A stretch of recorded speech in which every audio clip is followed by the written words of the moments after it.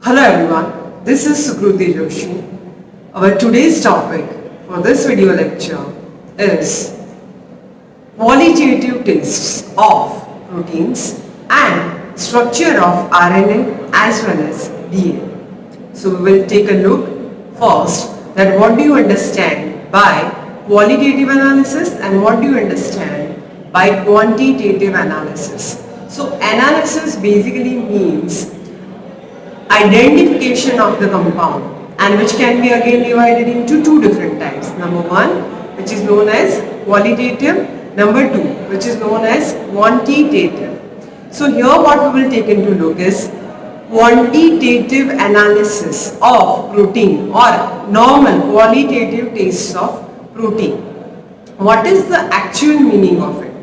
So we all know that proteins actually can be consisted of different types of functional groups, and they are made up of different amino acids. So when we talk about different amino acids, at that time we have to understand that it will contain certain elements like carbon, like nitrogen, like oxygen, etc. And depending upon that, they will also contain certain functional groups, right? So qualitative analysis is basically that we will do identification of the protein on the basis of their functional group.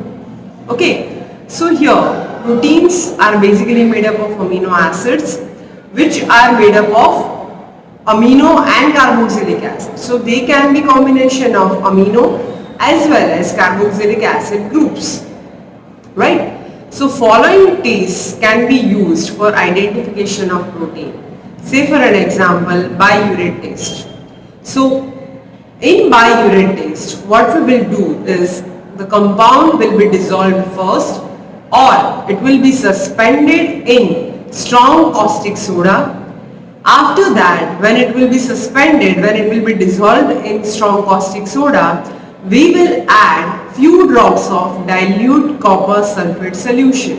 So here what we will use is basically diluted CuSO4 solution.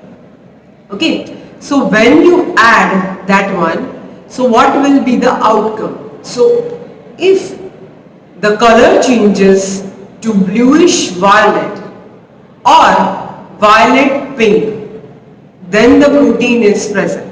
Okay, so if the color change occurs from bluish violet or violet pink, then the protein is present. Now this particular taste is characteristic taste of NHCO group in protein.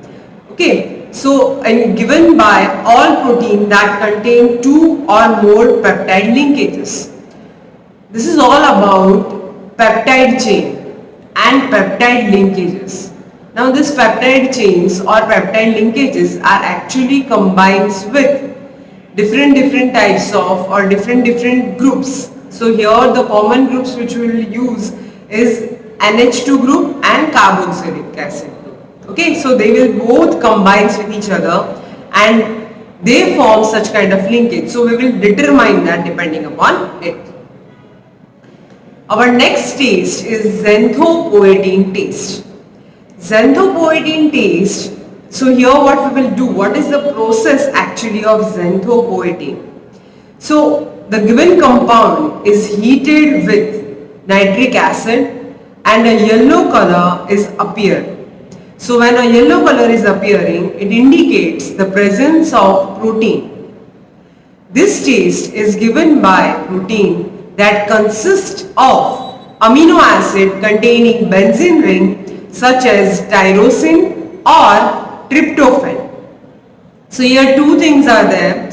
Either it should contain tyrosine, either it should contain tryptophan. Okay, so we need to understand that what we will determine here. We will determine the amino acid which contain benzene ring in it. And what are the examples of that, or which are the examples of amino acids which contain benzene ring? So that is either tyrosine or tryptophan. You can go for both of that. So we can determine both of them here. Let's move ahead to the next one, which is Millen's taste. Okay, so Millen's taste, that will be done using Millen's reagent. In general condition, when we do any kind of characteristic taste or any kind of particular functional group taste, at that time if we use a reagent, then that reagent is responsible for identification of that taste. Okay, so here the thing that we will use is Millen's reagent. So Millen's reagent is mercury salt, which is prepared by dissolving mercurous and mercuric nitrates in nitric acid. Protein solution is added with Millen's reagent, which will give white precipitates, which on heating turns brick red in color. So first of all, what we will do is we will have our compound which is known as protein solution. After that we will add or we will dissolve it in mercurous nitrate or mercuric nitrate, which is in nitric acid. That will give you white precipitates. That white precipitates, when you heat it, they will be converted to brick red colored precipitates. Okay. So this taste is characteristic of OH group in protein. It will give you the presence of OH group. So in general condition, almost each and every protein contains it, and we can determine every kind of protein using this particular taste. Now let's move ahead to the next taste, which is again a qualitative taste of protein. So it's neem hydrine taste. This taste is an extremely identical taste for protein. So free COOH group, that is carboxylic acid group, and OH group compound. So they are very identical. They are very good taste for identification of COOH and OH groups. It gives immense or intense blue color with aqueous solution of neem hydrine. So here our reagent for taste is the neem hydrine aqueous solution or aqueous solution of neem hydrine. We will use that here. Okay. Our next taste is Molish taste, which is basically, it can be done, the process of Molish taste is like this. So protein solution is added to alcoholic solution of 1-naphthol. Then concentrated sulfuric acid is poured slowly along the side of taste tube. A violet color will appear at junction of two liquids. This is an identical taste for protein, as it is given only by those proteins which contains a carbohydrate. Okay, so you will get here a typical coloration, a typical colored ring at the junction of both the liquids, right? So what you have to do is you have to take your protein solution, you have to add your alcoholic solution of 1-naphthol, and then concentrated sulfuric acid will be added. So this is one kind of ring taste, and that ring, the presence of that ring gives us the presence of the proteins which contains carbohydrates. Okay, so in this manner we can decide, we can determine that which kind of protein contains carbohydrates.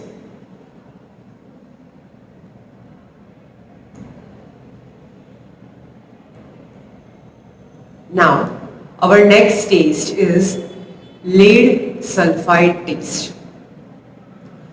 In this particular taste, the protein solution is heated with caustic soda and lead sulfide. So when you heat your protein solution with it, black precipitates will appear. This taste is due to the presence of sulfur-sulfur or SH group which is present in protein. So we will determine here S single bond S or SH group or SH linkage in our protein with the use of lead sulfide test. Our next one is Hopkins-Call test. So in Hopkins-Call test, what we will do here is concentrated sulfuric acid is added by the side of test tube which contains a solution of protein and glycosidic acid. So violet colored ring is obtained between two different layers. This taste is given by proteins which have the amino acid tryptophan in its nature. So we need to understand here that actually what we are doing is we are determining the type of amino acid which is present in protein, and with the use of that we will do here the identification of proteins. Okay, so identification of amino acids give us the presence of give us the identification of the protein which is present in our sample solution, and for that we will use this kind of different tastes. Now let's move ahead to the next one, which is DNA and RNA. So DNA stands for deoxyribose nucleic acid and RNA stands for ribose nucleic acid. Now both of these are known as our genetic material. And what is the meaning of genetic material? So they gives us hereditary from our parents, from our further or old generations. So that will give us an idea that which kind of parameter or which kind of factors will express in our. So it is basically a sequence of different kinds of nitrogenous bases. Here as you can see, DNA contains the nitrogenous bases which are cytosine, guanine, adenine and thymine. So four are there. Number one, which is known as adenine, it will combine with your thymine. So A combines with T, C combines with G. And as you can see here, we will have here carbon, nitrogen, hydrogen and oxygen as the main content of our nitrogenous bases. Okay, now let's move ahead to RNA. So RNA contain typically four different nitrogenous bases. Number one, cytosine. Number two, guanine. Number three, adenine. Number four, uracil. So here the change actually was there between thymine and uracil. So in DNA, A will combine with T, but in RNA, A will combine with U. Same as both remain same, that is C combines with G, that remains same for both of that, and we will get here the actual sequences, and they will determine different types of sequences here. So DNA is made up of different molecules which are known as nucleotides, and each nucleotide contains a phosphate group. Okay, that phosphate group and a sugar group and a nitrogen base. The four types of nitrogen bases are there, which is known as adenine, thymine, guanine and cytosine.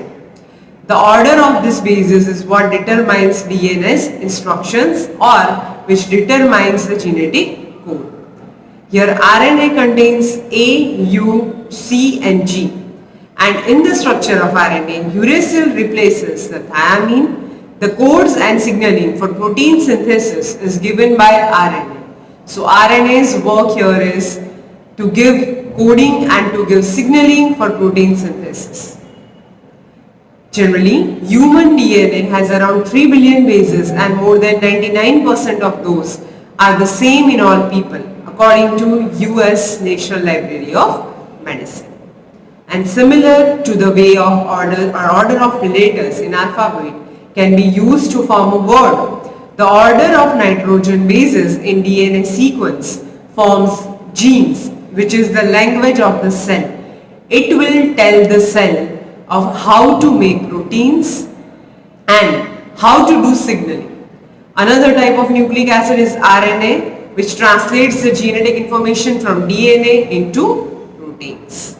Okay. So in the structure of DNA and RNA, nucleotides are attached together to form two long strands that spiral to create a structure called double helix structure.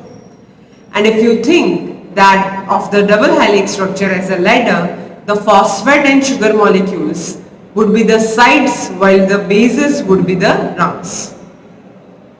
The bases on one strand pair with bases on another strand, which is known as adenine pairs with T and guanine pairs with cytosine. So DNA molecules are basically long, so long in fact that they can't fit into cells without the right packaging. And to fit inside the cells, DNA should be coiled tightly to form structures what we know as chromosomes. Each chromosome contains a single DNA molecule. Okay, and generally humans have 23 pairs of chromosomes which are found inside the cell's nucleus.